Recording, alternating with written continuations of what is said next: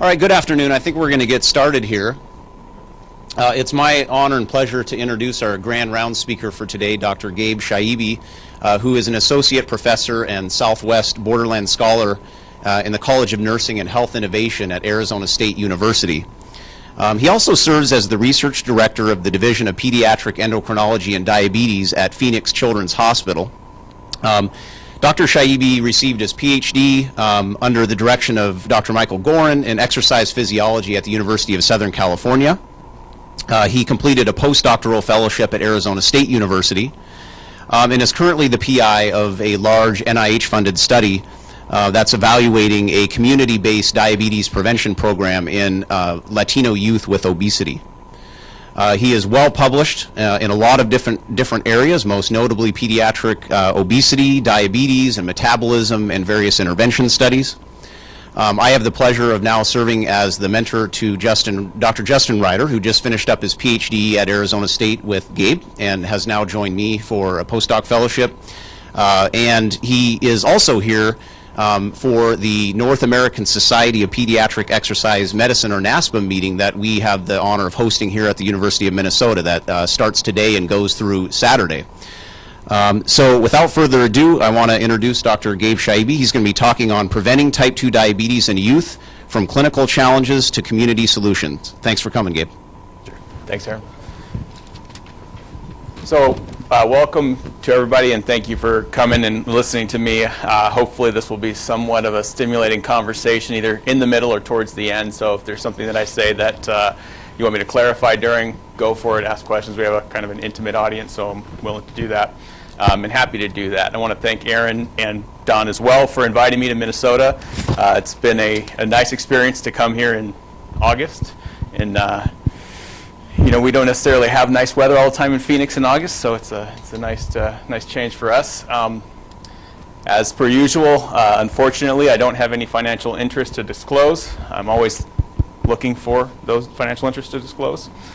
But I am a diehard football fan and a degenerate.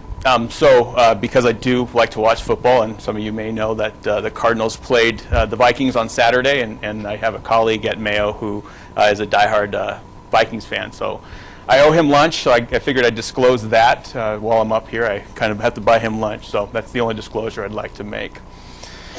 So somewhat tongue-in-cheek, but I know Grand Rounds is somewhat going to be an opportunity to discuss some of the issues and some of the challenge clinically, but also I'm going to take some leeway and talk about, you know, what clinical challenges we can solve and what clinical challenges we probably don't have the right tools to solve currently in the biomedical model. So I think type 2 diabetes in youth is particularly one of those challenges. And I think that we'll go over why it's such a challenging condition to address clinically and manage these kids, and then ultimately look at some of the current prevention models and why there might be some limited efficacy in those current models, and then introduce some of the work that we're doing in Arizona that takes a different approach for addressing this issue. And I don't come by this model organically at all. I was trained as a clinical exercise physiologist working in the GCRC, really looking at this from a biomedical perspective, and it's taken quite some time for me to appreciate that the translational spectrum is really important, and the translational spectrum doesn't just go one way from bench to bedside to clinic to community, but we can learn a lot from community that we can translate back to the bench. So I'm hoping to be able to show you that if I have enough time, because as you can probably already tell, I like to gab. So without further ado, can you all see this okay? Perfect. So about 15 years ago, we started to see scatter reports of what was called adult onset diabetes in kids, non-insulin dependent diabetes in the pediatric population. And these reports were mostly case studies in not a way that we could really wrap our head around what was going on. But as these case studies and retrospective chart reviews started to become more prominent, we started to see some common similarities among the clinical presentation of kids who were showing up with the manifestation of hyperglycemia that was not necessarily associated with positive autoantibodies.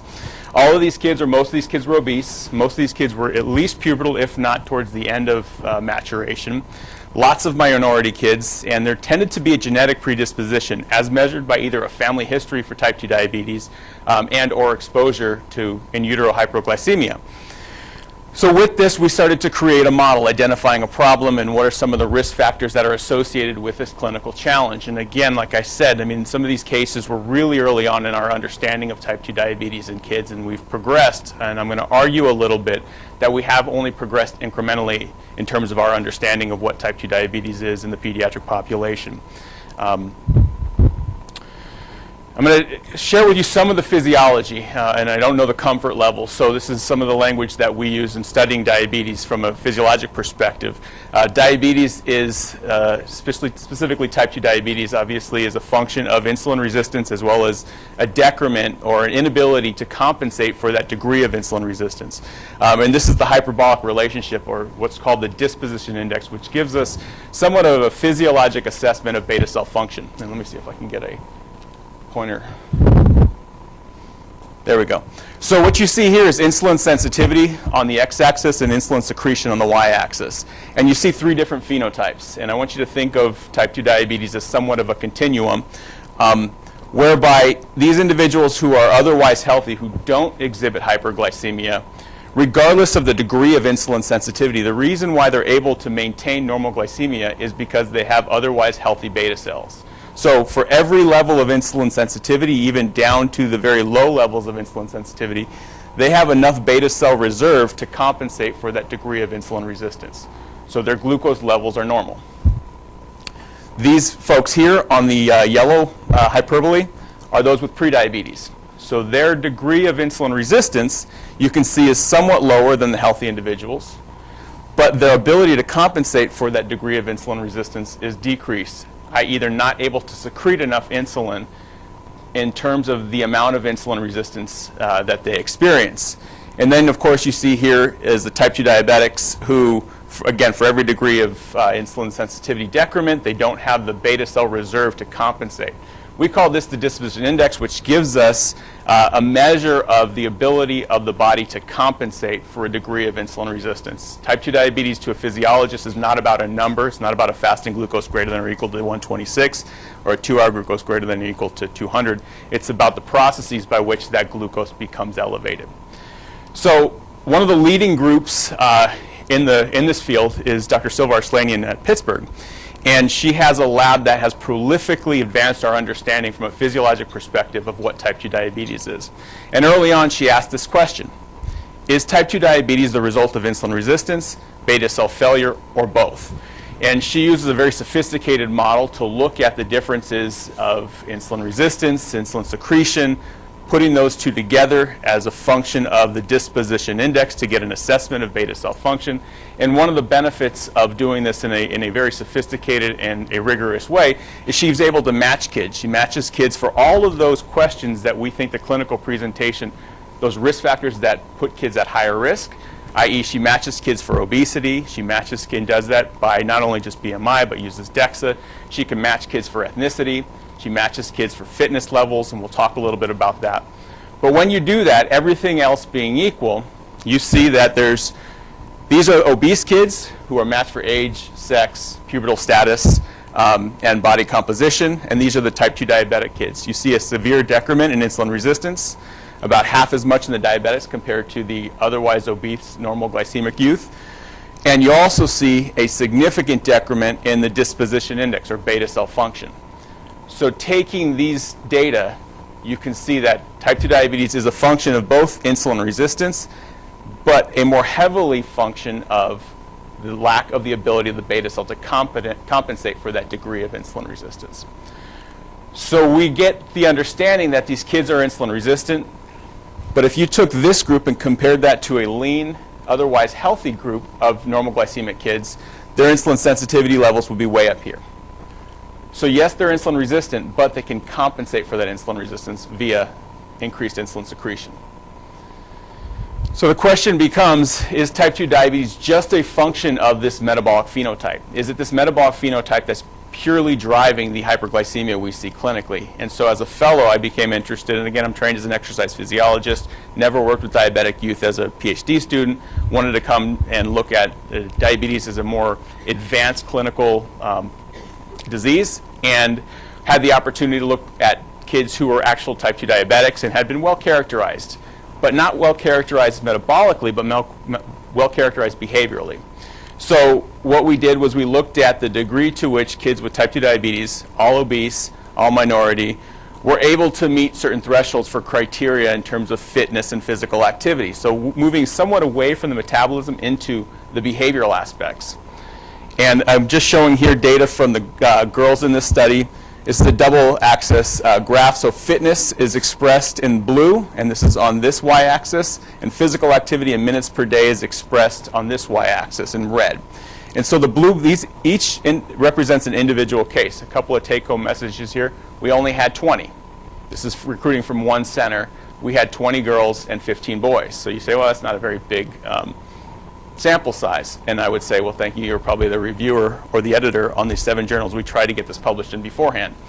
That being said, try to recruit 35 type 2 diabetic kids to enroll in a study. Very difficult. So a couple of take-home messages here. And I'm not tooting my own horn. I didn't recruit any of these kids. This was a data set that I was privy to, but wasn't involved in the recruitment at all. But it's still a relatively large data set, and I'll share with you why that's relatively large when we look at the kind of numbers that we see with these multi-center trials in kids with type 2 diabetes. Take-home message here is this line here represents the healthy fitness zone, or the healthy fitness criteria, by which a girl should be able to attain during the adolescent years to be deemed healthy. You see that none of the girls met the definition of healthy fitness. All these girls with type 2 diabetes are well below this healthy fitness threshold. In fact, when you look at them against normative data, most of these girls fall within less than the 10th percentile for fitness levels. These red dots here represent physical activity levels as measured by a 7-day physical activity recall. And what you see here along the red dot axis is the recommendations of 60 minutes or more of moderate to vigorous physical activity per day. And what you see is 1, 2, 3, 4 of these girls actually met the recommendations of 60 minutes or more of moderate to vigorous physical activity a day. Most of these girls were in the 20 to 30 minute range. That's really good. When I say that's really good, you guys might say, well, 20 to 30 minutes of moderate to vigorous physical activity a day isn't very good. Well, when you compare this to normative data in youth, this is actually more than adolescent girls are getting. Most adolescent girls who are, kind of free living, as I like to call them, get 0 minutes of moderate to vigorous physical activity a day. So these adolescent girls with type 2 diabetes are getting physical activity, but they're not nearly reaching the guidelines that are put forth for health and health promotion, and specifically disease prevention. It's important to note that these girls are involved in a multidisciplinary diabetes clinic. They get treatment by a pediatric endocrinologist, but they also get treatment by social work. They also get seen by nutrition and get exercise advice. So these girls, in theory, know the benefits of physical activity and are still not reaching their goals for physical activity that would promote health and prevent disease, specifically cardiovascular disease in this population. So we looked at the physiology. We see there's some physiologic difference in metabolism. We looked at potential behavioral differences that are risk factors for future disease in this population. But I think some of the new and emerging data that I'd like to kind of talk a little bit about is what else is going on. Kids with type 2 diabetes, and we've been talking a little bit about this, are different. And it's hard to wrap our head around what differences. The peds endos in the audience can help us with what that means, that they're different. They're metabolically different, they're behaviorally different, but psychosocially they're different as well. And this is some data that's showing preliminary evidence of brain complications in obese youth with type 2 diabetes. These obese youth with diabetes are matched to obese youth from similar SES, similar age, similar gender. There's no differences in any descriptive or demographic factors between the kids with type 2 diabetes and those who are otherwise controlled. It's important to note that the control kids, although they're obese, they are otherwise insulin sensitive. They're not necessarily insulin resistant. And what you see here is the kids with type 2, they were submitted to neuropsychological testing, and you see here that the kids with type 2 diabetes have significantly lower intellectual functioning, significantly lower verbal memory, and significantly lower psychomotor efficiency. And this is important, right? We're talking about a population that we want them to understand their disease, to be part of their disease management, and hopefully take the information that we're seeing and giving them in clinic and converting that into changes in lifestyle behaviors. do they have the capacity to do that? And that becomes a question that we need to kind of rethink when we're dealing with kids with type 2 diabetes. They also did some brain MRIs, and I'm not by any means a radiologist, nor do I want to play one on TV or at Grand Rounds. So as Don smirks and laughs, I told him not to ask me any of these questions. Basically, these brain MRIs signify that there are differences in both white and gray matter. The nodes that are here are axes that they're seeing that there's clustering of increased volume of white matter and clustering of increased density in gray matter. And both of those represent a dysfunctional content in the brain. And these, again, are just images that show that there's something beyond the physiology and the behavior of these kids that needs to be addressed in a meaningful way in the management and ultimately in the prevention of this debilitating disease. So I don't want to belabor the point, but here's some data from the Today study. And Today's study is a multi-center trial that looked at treatment options for type 2 diabetes in youth. And I'll share a little bit more about the design of that study, but these are just baseline characteristics of about 700 kids who enrolled in this study. And what you see here are just social demographic characteristics of these kids. Less than 40% of the kids actually lived with both parents, which means that 60% of these kids are living without both biological parents. 10% of these kids lived without either of their biological parents. Grandmother, ward of the court, guardians. The household income on 41% of these kids was less than $25,000 a year. So they're living in significant social and economic dysfunction in their communities. And about 25% of these kids had parents with less than a high school education. So here we are looking at the characteristics of a cohort who we really want to put on this complex manifestation of disease and help them become part of their own management systems, and the social capacity may be limited in this population. These are issues that are not necessarily addressed best in a biomedical environment. And if they are, they need to be addressed in a meaningful multidisciplinary capacity. And I don't think we necessarily know how best to do that yet. So those were baseline data from today. And in the interest of time, I'm going to kind of speed through the treatment because I'm not a physician. I don't want to get into the nuances of different treatments for kids with type 2 diabetes. But basically, they enrolled 700 kids who were recently diagnosed type 2 diabetics within the last 2 years. They randomized to either metformin plus lifestyle, and the goal of lifestyle was to see 7 to 10% weight loss. And this was modeled after the adult diabetes prevention program. And then they were also randomized to a metformin plus Rosie group. And again, I'm not going to talk too much about that given time. But the primary outcome here was how many of these kids went to failure. Loss of glycemic control as defined by an A1C greater than or equal to 8.5, needing to get on to rescue insulin. And when you look at the data on these kids, 50% of these kids, regardless of group, needed to be rescued by insulin or more advanced treatments by 4 years out. So 50% of kids with type 2 diabetes, even if you initially start them on metformin in a comprehensive lifestyle program aimed at weight loss, 50% of them progressing and need insulin. This is a different disease than we see in adults. Most adults don't need insulin until way later into their disease. This is a population that 50% of them are going to need insulin early on in their treatment. And metformin, it's important that metformin is metformin and insulin are the two medications that are currently FDA approved, and metformin is the only oral medication that's approved to treat type 2 diabetes in kids.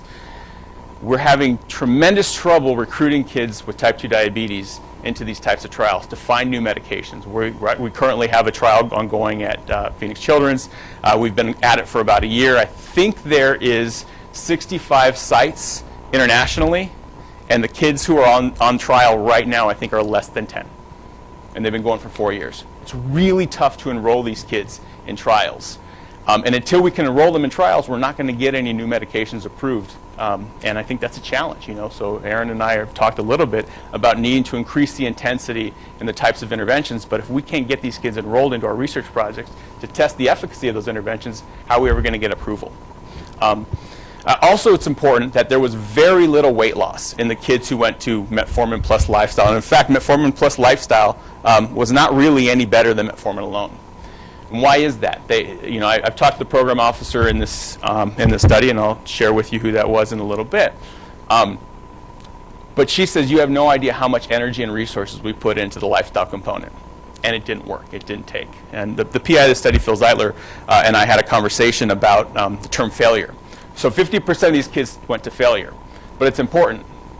They went to sessions. They went to their lifestyle. They took their meds. So these kids didn't fail the trial. The trial failed these kids, right? When 50% of these kids go to failure, yet they're doing everything their physicians and their program coaches are doing and telling them to do, and they still go to failure, the trial wasn't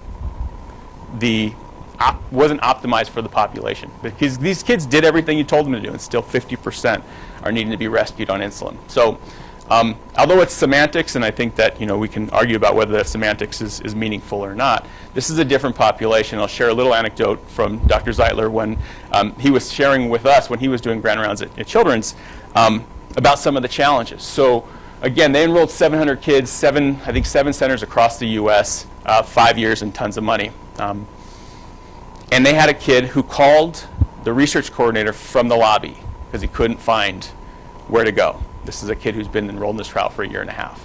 Called the research coordinator from the lobby and didn't make it up the 3 flights of stairs. So this is a kid who's there, who wants to participate, who's been there for a year and a half, and still, for whatever reason, the disconnect between getting the call in the lobby and going those 3 flights of stairs or getting up the elevator for 3 flights is still disconnected. This is a different population. This is a population that we need to think about differently. So in the context of these findings, and there's lots of other today findings, and I'm going to kind of move away from the treatment and management component because I think it's important that we recognize that this is a condition that needs to be managed clinically, but there needs to be some adjunct care to that management. Thought leaders at NIDDK, including NIDDK director, as well as Barb Linder, who is the program officer for today's study, basically came out with an editorial. And in this editorial, the NIH perspective is the challenges in effectively treating type 2 diabetes in youth highlights the need for effective prevention of obesity and diabetes. Keyword there is effective. We aren't effectively managing these kids in the clinic. We need to come up with a way so we never see these kids in clinic.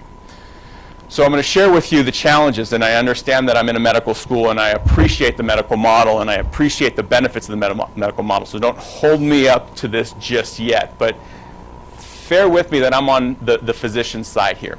This is a challenging condition. The biomedical model is such.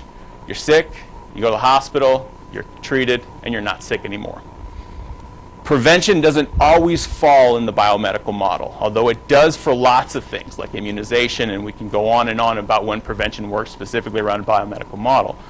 But suffice it to say, if we're trying to prevent type 2 diabetes, the doctor's office, the hospitals are not the primary places we need to do that in.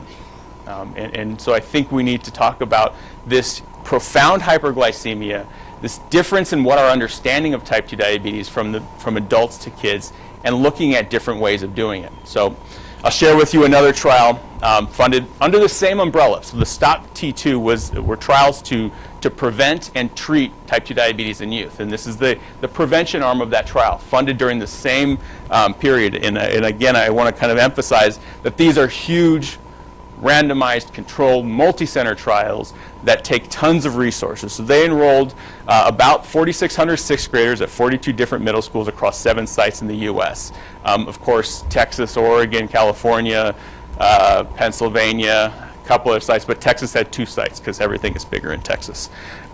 Kids were randomized to either multi-component school-based intervention, which included nutrition, physical activity, behavior knowledge, skills, training, communication. They basically changed the school environment. They worked with PE teachers. They worked with the food services folks at the district level.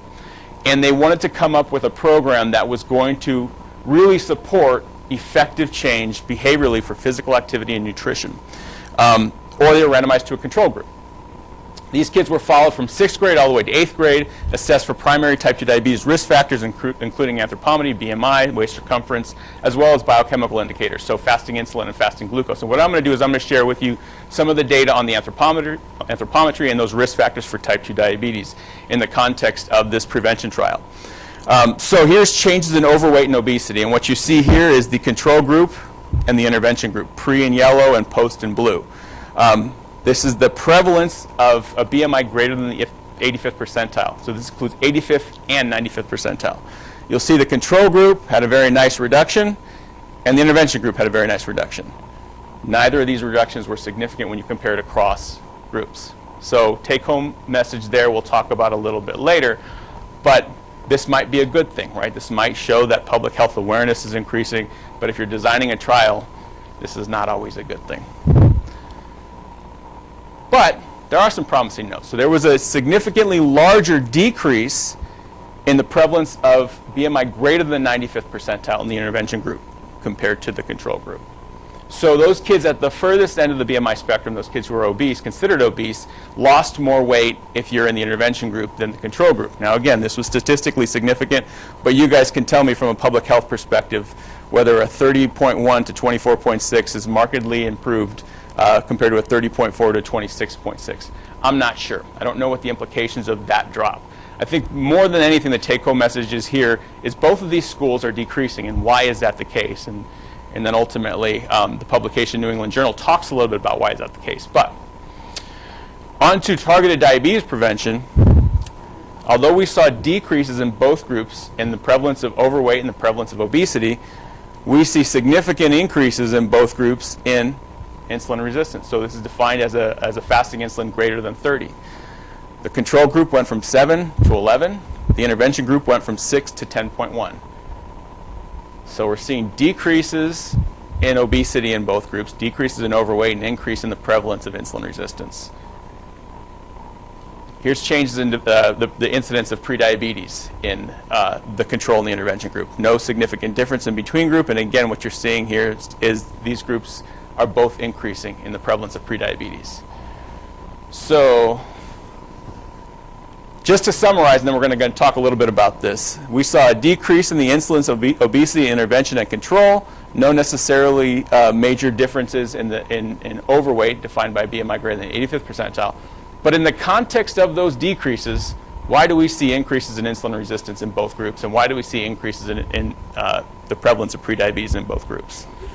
Somewhat of a rhetorical question, but what's going on? What happens between, yeah?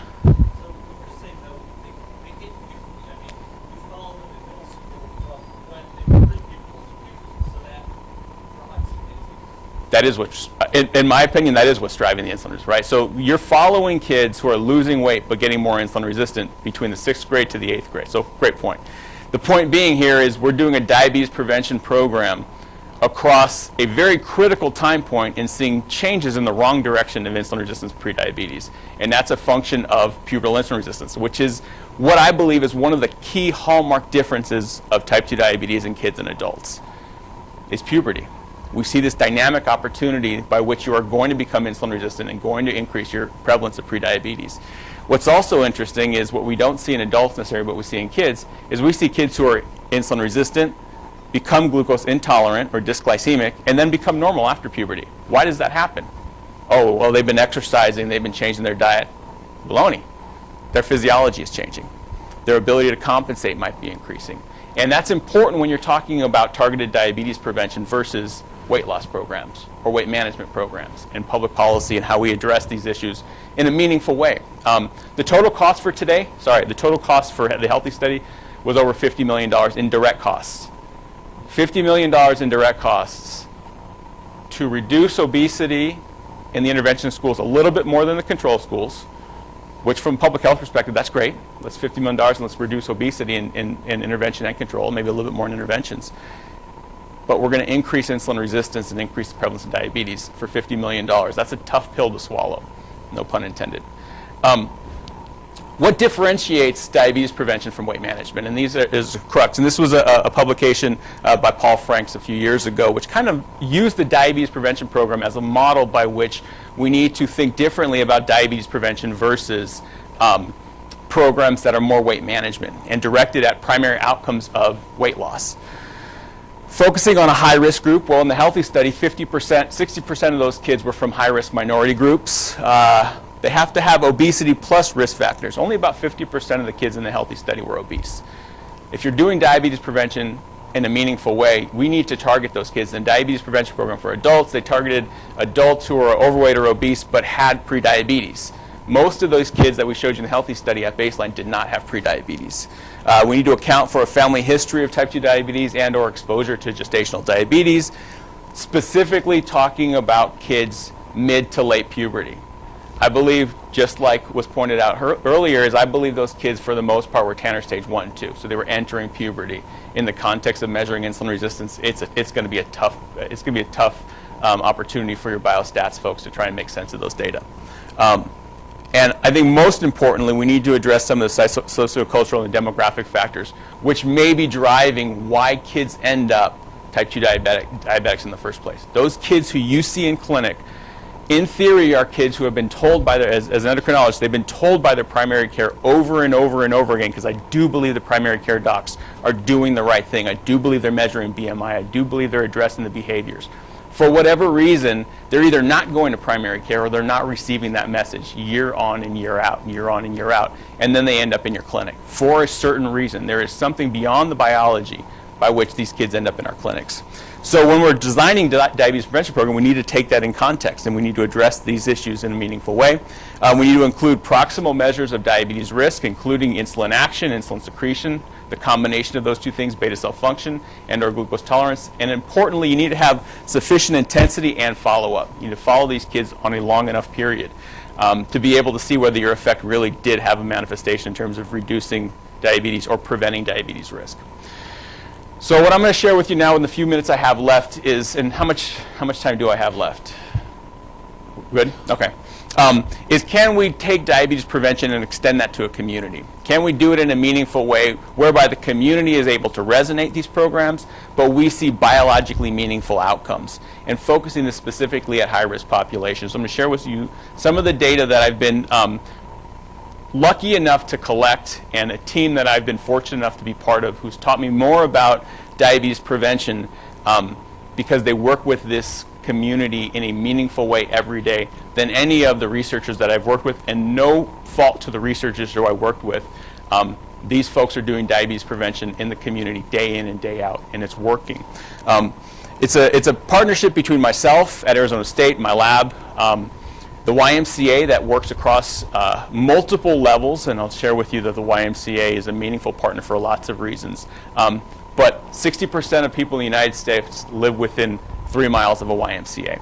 So that's why the YMCA is a meaningful partner in terms of promoting health. Their goal and their vision is to disseminate health to folks regardless of race, creed, color, or ability to pay. So their model is such that it would seem to work in the context of the socio-demographic issues that we addressed earlier.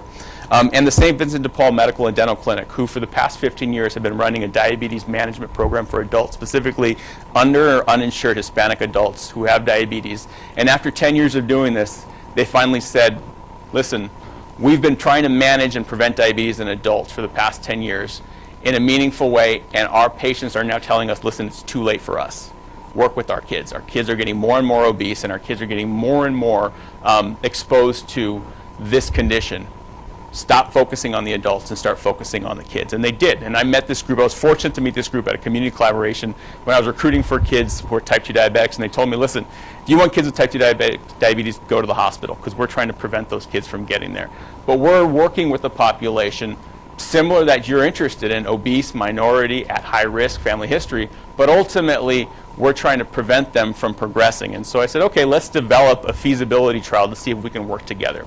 Can we start the initial conversation around development of a diabetes prevention program for obese Hispanic kids, most of which have a family history of diabetes? Can we do this in a meaningful way to the community, so in a culturally bounded fashion, and really have some biologically meaningful outcomes? So I'll share with you some of our pilot data and then talk to you about where we currently stand. The lifestyle education that they designed, this is a program that's designed for the community, by the community, to be delivered in the community. I'm just lucky enough to be part of the team in which assesses the outcomes, and then taking most of the credit, as you can see from here. I said that jokingly. These are groups of classes for families, right? So families come in, they get tested and screened in our clinical research unit. Then they come and receive this information about nutrition, lifestyle, diabetes risk, and awareness in a group setting. It's important that we tell you that one of the first classes is about diabetes risk, and what they do is we hand back these kids assessments. We hand back their glucose tolerance tests, we hand back their lipid levels, and we say to these kids, this is your data. This is the data we collected. When you drank that sugary drink, here's your glucose before, here's your sugar before, here's your sugar afterwards. You look at this, and we give them another sheet of what's otherwise normal. And so these kids are participating in the context of this program with their moms and dads, and they're looking through their lab sheets and trying to fill in what their lab numbers are. But then what they're doing is they're sharing in the context of a community setting. They're with other families and other kids who are doing the same thing. And when you see these kids who are finding their numbers and saying, wow, what does that mean to their mom? And then we explain to them what these values mean.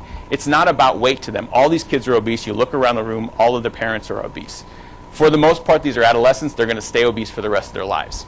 We turn this conversation into improving health as a manifestation of the numbers that they're seeing in front of them.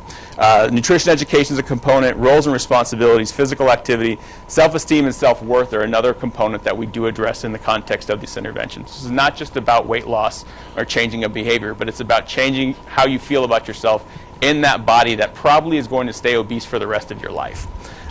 They also include structured and unstructured physical activity, 3 days a week, 60 minutes per session. We measure quality of life using a weight-specific, culturally appropriate test that is meaningful to these kids because it was developed from the voices of kids. It's through the Seattle Quality of Life group who really looked at quality of life as these kids understand it. We measure insulin action and glucose tolerance by an OGTT, and then I'm going to hopefully be able to share with you some exploratory molecular markers that might give us some clues as to when lifestyle is not going to work.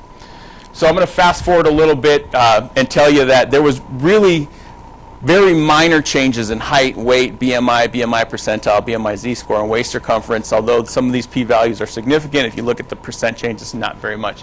A very short program, 12 weeks. 12 weeks in trying to move the weight needle in a non-focused weight loss program is very hard. However, even though these kids didn't lose weight, they had a statistically significant increase in weight-specific quality of life. Okay, your weight doesn't change, but because of my weight, initially, I find it challenging to find a boyfriend, challenging to find clothes that fit me. I find it challenging to exercise in front of my friends. I'm embarrassed to eat in front of my friends. I'm embarrassed to buy clothes or go shopping. And afterwards, they increase their quality of life. And this is meaningful to these kids. From a research perspective, it's great. This is published by one of my undergrad students who's really interested in this. But I don't, what does this mean? Does a kid's quality of life improve over 12 weeks as a function of this program? What does that mean if their weight doesn't change? Well, we carry this out over the course of the year. The quality of life that these kids improved is maintained over time. So this is something that's meaningful to them. And maybe they don't lose weight early, but they're engaging in the behaviors that make them feel better about their body. And hopefully over time, they're going to maintain those behaviors. And his weight is going to fall as a function of that we don't know. Those are data hopefully that we'll be able to collect. But because I'm really interested in the biology, I'm going to share with you some of the changes in glucose tolerance. This is a GTT from the kids pre, GTT post. We have statistically significant decrease in area under the curve and a statistically significant decrease in 2-hour glucose. Here's insulin OGTT area, pre and post. Again, significant decrease in area under the curve for insulin. Essentially what we're saying here is if you give the kid a glucose load, to clear that amount of glucose is taking less insulin to do that. That's by definition they're more insulin sensitive. Again, we can argue about whether this is the best assessment of insulin action, and it probably is not. It's a surrogate, and it's a function of a lot of the things in skeletal muscle insulin resistant. But ultimately, how these kids handle this meal is what they're doing day in and day out. This corresponds to a significant increase in insulin sensitivity. And so again, this is pre-post changes over the course of 12 weeks. And I want to share with you a little bit here. This was a pilot study to test the feasibility of can we work together as a team. We're going to look at these data. Hopefully they'll have enough effect size that we can then write another grant. I had no idea that we would see the magnitude of effect that we saw, which I think from a research perspective is nice to see. This is a pre-test, post-test design. There's no control group. And maybe like the healthy study, if I had saw the control group, they'd all got better too. I don't know. What I know is this study with this project and this team started about 7 years ago. And we've been ongoing for the past 7 years in terms of working together and refining this model. And now we have a larger 5-year study to test this in a more rigorous manner. A randomized control trial over the next 5 years. We're about midway through. We recruited 100 kids so far, but I'm going to share with you some preliminary data from that. These are the 16 kids with prediabetes that we've enrolled thus far. So these are kids with impaired glucose tolerance at baseline. We have the same intervention, the same 12-week intensive intervention, and you see a dramatic drop in 2-hour glucose. Most of our kids who are pre-diabetic at baseline became normal glucose tolerant right after the intervention. Now we're following these kids over the course of the next 6 to 9 months to see what happens over time. No intervention, there's a booster session, they get a free Y membership for the rest of the year, and we're seeing what happens over the course of the next 6 to 9 months to see whether these kids revert back to these high levels of 2-hour glucose, prediabetes, or are we able to maintain, the retro version of impaired glucose tolerance. Again, these are 14 kids. These are only kids that are enrolled in the intervention group. We have not looked at the control data yet. Hopefully in the next year and a half we'd have some of these data. But I want to share with you this, that 2 of our kids in the control group have converted to type 2 diabetes in less than a year. So we know, at least in the context of this, these kids who are pre-diabetic and going through the intervention are getting better, and it looks like they're able to maintain. And the kids who are not in the intervention, the control group, 2 of the 40 some odd so have converted to type 2 diabetes. So you don't necessarily have to follow these kids for a long time if you focus on a high-risk population. A couple of the other exploratory markers I want to share with you is, this is from the pilot data. So what we've plotted here is change in insulin sensitivity at the individual basis. So these are all the individual changes in insulin sensitivity. The green are kids who increase their insulin sensitivity, and the red are kids who decrease their insulin sensitivity. So you put 3 kids through an intervention, they change their physical activity the same, they change their dietary patterns the same, and arguably that's self-report. But when you do that, and you tell these kids that they should do something and then they do it, some kids still get worse. No matter how intensive the intervention is, and how meaningful it is to them and their families, some kids are still progressing towards diabetes. So their insulin sensitivity is going down. Why is that the case? Well, people could say, well, these are the kids who didn't try hard. These are the kids who, our lifestyle, who failed our lifestyle. And I'm taking a different approach. I'm thinking that maybe our lifestyle failed these kids. Maybe our lifestyle wasn't appropriate for these kids. So we had a PhD student in the lab who I share with a colleague at Mayo who was interested in the biology of diabetes. And she did gene expression studies on using whole blood. And when you look at the number of genes that are changed, just globally speaking, the number of genes that are changing up or down in any fashion in those kids who responded, meaning the green kids who improved insulin sensitivity, versus those kids who did not respond, there was almost a 5-fold difference in the biological response to the intervention, up or down. This is completely exploratory. I have no idea what this means. And it's interesting that it still got published. Nonetheless, we see that those kids who respond biologically to this lifestyle intervention have lots of changes. This is a global approach. We're trying to generate some hypotheses here. And those kids who quote-unquote don't respond don't have as many biological changes. Why is this the case? I don't know. But we're looking at this now in our new study to look at not only kids who progress, can we find early molecular markers of kids who, listen, lifestyle is great, but we need something more intensive than lifestyle. And I'll share with you some data from Dr. Ryder that was just accepted earlier this week or last week that looks at these data can be extended to vascular markers. These are individual changes in a composite score of vascular markers, oxidized LDL, SC-selectin, VCAMs, and ICAMs. Lots of these kids, everything that's going down is improving. These vascular markers are improving. Some of these kids, even over the course of the intervention, their vascular markers are getting worse, even though in theory they're going to our intervention. Are they failing our intervention, or are our interventions failing them? And so that's what I would say is, as we leave kind of this and summarize, diabetes prevention in high-risk youth is definitely feasible, but we need more studies. Very few studies are targeted diabetes prevention program for kids. Most of them are weight loss programs or weight management programs, and I want to move beyond that for those kids who really need it most. We need to use targeted population, comprehensive and sufficiently intensive interventions. Family and peer support are critical. We need to look at outcomes beyond weight loss, and I'll share with you that when we bring a kid into our clinic at Children's Hospital, one of the first things the family, this is a culture of diabetes. Mom, dad have diabetes. Grandma, grandpa have had an amputation, gone blind, or died of diabetes. When you tell a mom and their kid, here's the news, you're not diabetic, you will see moms cry. You'll see them crossing themselves. This is a relief to them. And then you have the conversation about weight. You have to engage them about that conversation about diabetes, because that's what's motivating themselves in the first place. It's not the weight. These moms don't necessarily see these kids as obese, or they don't see that the kid is obese as a problem. They're engaged about diabetes, so use that. Use those markers. Use your clinical labs as a way to inform how we're going to change behavior. Let's see changes in your insulin, change in your glucose, change in your triglycerides. Let's use that as whether you're being successful or not whether that needle is being moved in terms of the scale. But unfortunately, lifestyle might not always work. And I think what we need to look at, and Dr. Kelly and I have been talking about this, is we need to push that needle further. What else is there? Because lifestyle is great. It's great to talk about. It makes us feel good. It's the cornerstone for weight management in kids. But sometimes it's not enough. What else can we do with these obese kids who we know are on a trajectory? The idea is, can we find markers early on, identify those kids which are not going to be successful in lifestyle for whatever reason, either biologically or psychosocially, and we need to push them further along into more intensive interventions. And I don't know what those are yet. So hopefully, that's where we're going to push the needle. So on that note, I'd like to definitely thank students in my lab. I want to, thank Justin not only for being a conduit for which Aaron and I have had multiple conversations, but also for really taking our lab and moving it beyond kind of diabetes focus and looking more on the vasculature. I think it's been really helpful.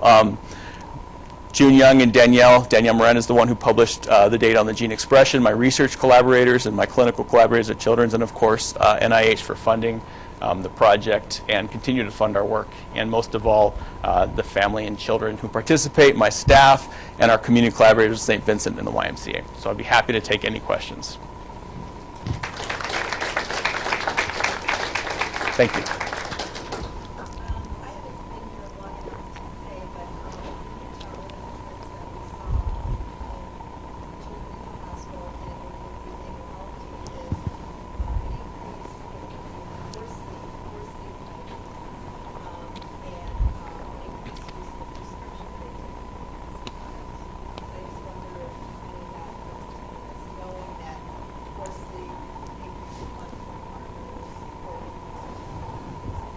Yeah, it's a great question, and I think the answer to that is the data suggests that poor sleep is a risk factor for insulin resistance and type 2 diabetes.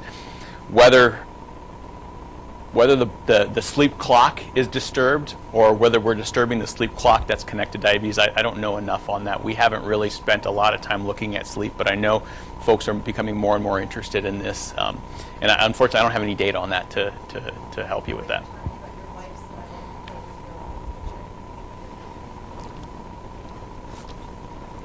Sleep is really important. I love sleep, and I still don't sleep enough. I don't know how to optimize that. I think ultimately that's the question, right? Is how do you help develop sleep programs that are meaningful for kids from a prevention perspective? Yeah, hi.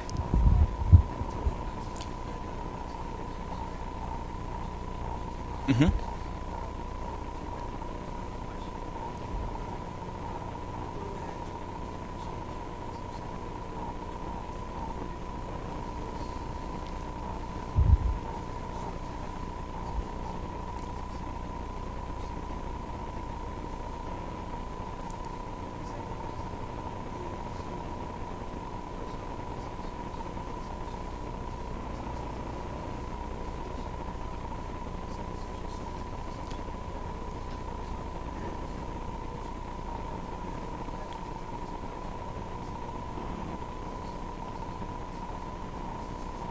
Excellent, thank you. So Danny doesn't get mad at me. I'm supposed to repeat the question in the microphone, and I'll do the second one first because my memory is horrible from lots of concussions and lack of sleep.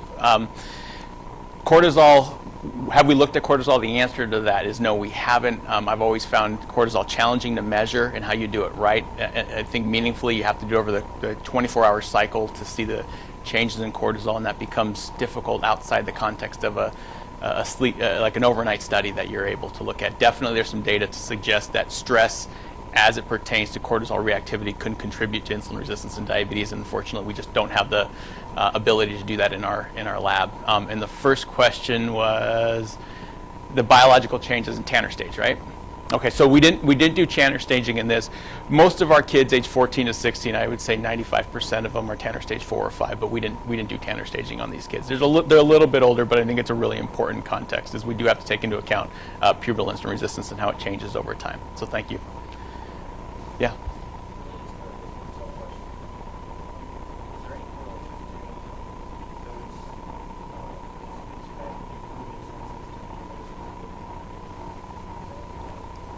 Great question. So it was a relationship between improved quality of life and improved insulin sensitivity. The answer to that, the short answer is no, there was no relationship. And that was completely exploratory. We didn't design the study that way. And I think as we've done some cross-sectional studies to look at quality of life independently associates with insulin resistance, so lower quality of life, higher insulin resistant. Cross-sectional study that's independent of weight. Our new study that's going to recruit 160 kids is probably going to be better able to answer that question. The pilot study, we only had 15 kids who completed, so it's tough.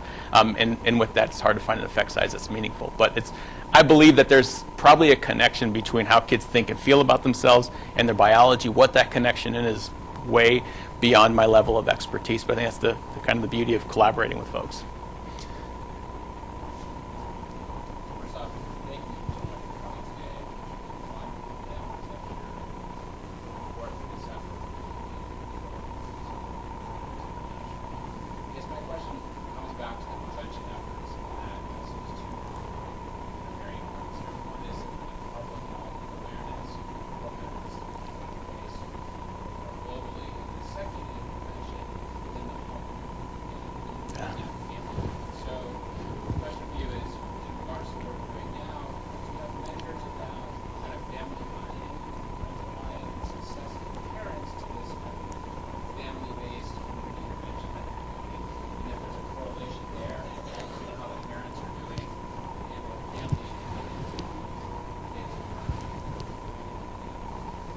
Great question. So I'll repeat it.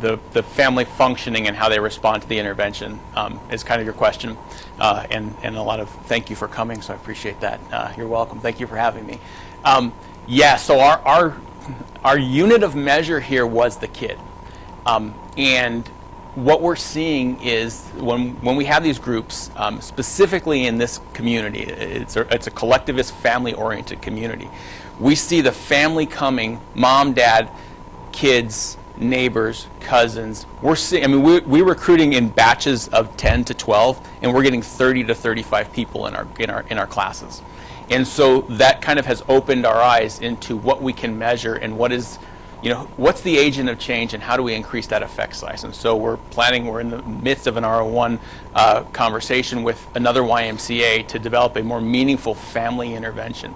Because I think the family cohesiveness that is developed in a community capacity is really important. And I'll also share with you from today's study, the family dysfunction in kids who actually end up clinically with type 2 diabetes, that is the issue. Ultimately, that's the crux, is where is the family? Early on in life, what's going on? There's lots of family dysfunction. And unfortunately, if you work with these kids long enough, there's lots of abuse issues going on at multiple levels as well. And I think that is the crux of in our society. I think that's the crux, is how are the families able to be resilient in an obesogenic environment? Those families that are resilient are able to. And I think the questions become more relevant as we try to increase this effect size. And so our new studies are looking at a family development model. How do we assess the entire family across the spectrum of health, from psychosocial health to the biological health? Because we know it runs in families. I also think the prevention runs in the family as well. Thanks for that.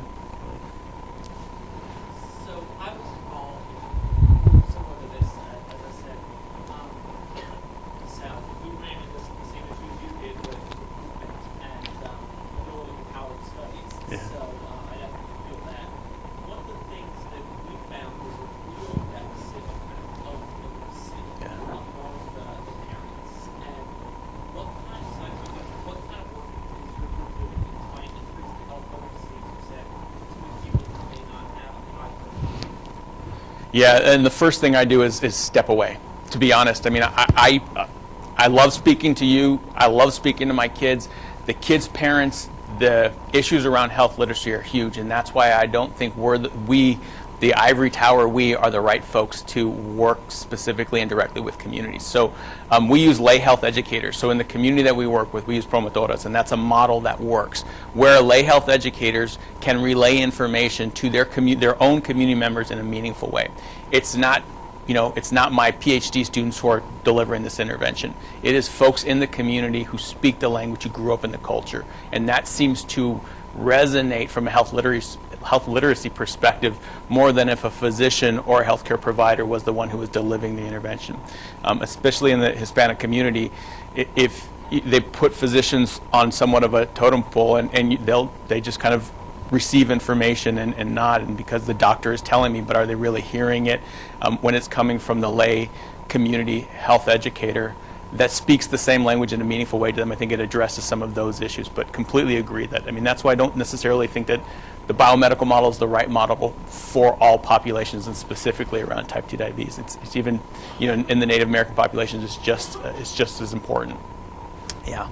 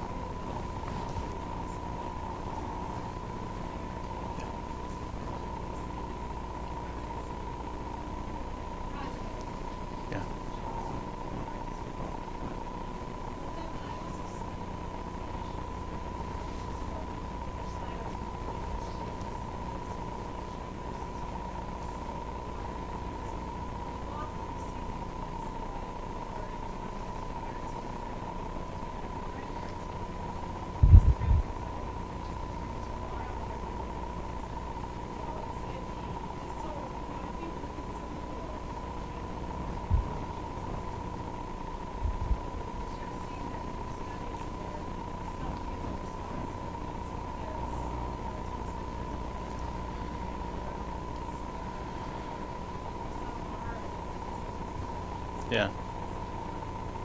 So I completely agree that there's a genetic component and another component on top of that. Ultimately, let me back up a second. So if you're a provider and you're trying to get your patient to fill a script, and you sign the script and they don't make it to the pharmacy, that medication is going to work no better than if that kid never saw you. So ultimately, whether you're able to give that kid the script, that family a script, and they're able to fill that prescription, really is inconsequential if they're not taking it, right? So I don't really know. I don't really know if it's, I'm a kid, and listen, everyone's told me I need to, exercise more and eat less. I don't want to do it. Maybe I don't want to do it, or maybe biologically I'm doing it, but it's not working. Either way, that message, that prescription needs to be given a different way, right? Because whether they're not doing it or they are doing it, they're not responding, that's not the right intervention for them. Either way, and I think we need better markers of who lifestyle is good for and who lifestyle, I don't want to say is not good for, but is not going to attain our target outcome. And whether it's weight loss or diabetes prevention, maybe there are kids early on that need to be put on medications, and we need to identify which kids those are as early as we possibly can. So, I think to that point, I think we need to be more sophisticated in how we prescribe lifestyle, and when it's not working, when it's not attaining the goal, the outcome we want. Just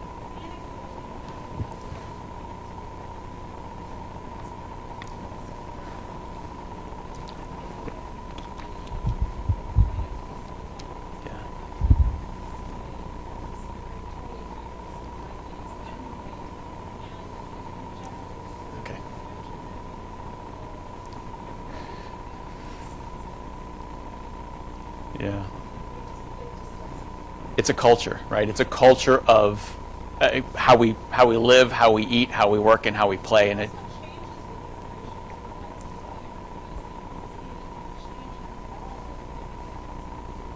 yeah.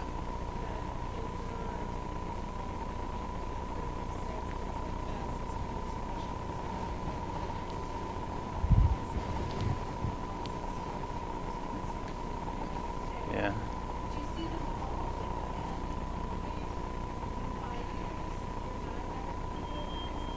Well, I think, we see the fastest growing rates of obesity and diabetes in Mexico now. So to that point, I'm not quite sure. I think the environment really is the issue, and how we address that environment through a cultural program that's meaningful to them. So a caveat that I'll share with you in our interventions, we do a roles and responsibilities session. Parents, it's your job to do these things for your kids. Kids, it's your job to do these things. And let's just talk about food. When your kid is not eating the rest of their food, moms, it doesn't mean they don't like you. Moms, it doesn't mean they don't like your food. It means that they're full. And the moms have to sit there and be like, oh, because if they ask for more, it means they love me more. No, Mom, that's not what that means. It means they're full, they don't want anymore. It has nothing to do with how they feel about you. And that's a whole lesson. Kids, it's your responsibility to prepare food for yourself. Kids, it's your responsibility to start learning about nutrition and what it means to eat a healthy meal and a balanced meal and eat breakfast. I mean, those are roles and responsibilities that are beyond, am I hungry or am I full? But that's a cultural component that needs to be addressed. And again, I'm not the best person to do that, but people from inside that community, inside that culture, who are willing and open and directive to talk about that are, and they do it in a meaningful way. So I completely agree, and I hope we come up with better models to do that, because the current models aren't working,